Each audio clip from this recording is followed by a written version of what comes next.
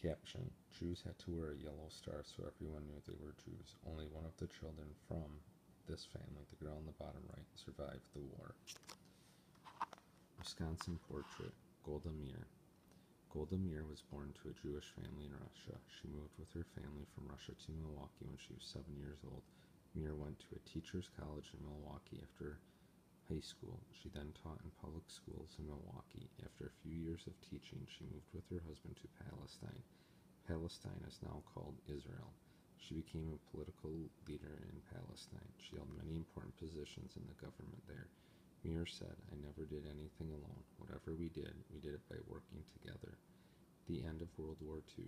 After years of fighting and millions of deaths, the United States and its allies defeated Germany. Japan fought on for several more months. Then Japan surrendered.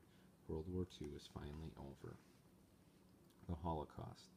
Millions of people died during World War II, but that number does not include the deaths of 6 million Jews and 6 million other people in Europe. They didn't lose their lives in battle. They were murdered by Hitler's soldiers.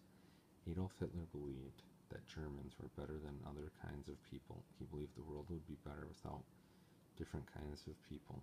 He especially hated the Jews. First, Hitler took away Jewish people's rights. Jews were forced out of their jobs. Some Jews left Germany, but most stayed.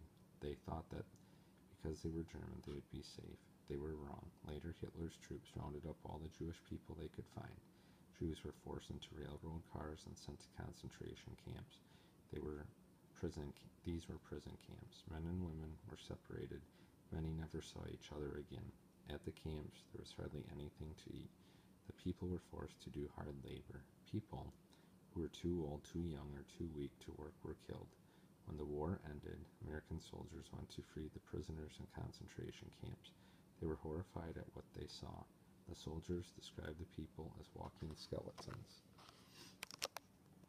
Darkness cannot drive out darkness. Only light can do that. Hate cannot drive out hate. Only love can do that.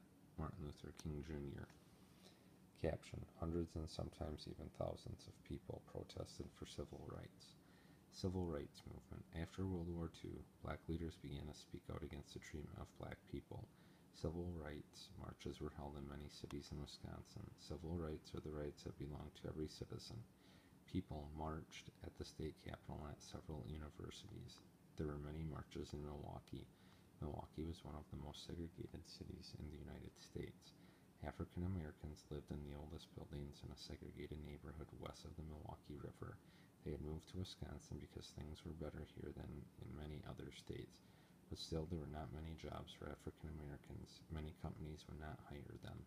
Most of the jobs available to blacks were low paying. African Americans usually went to all black schools and whites to all white schools in Milwaukee.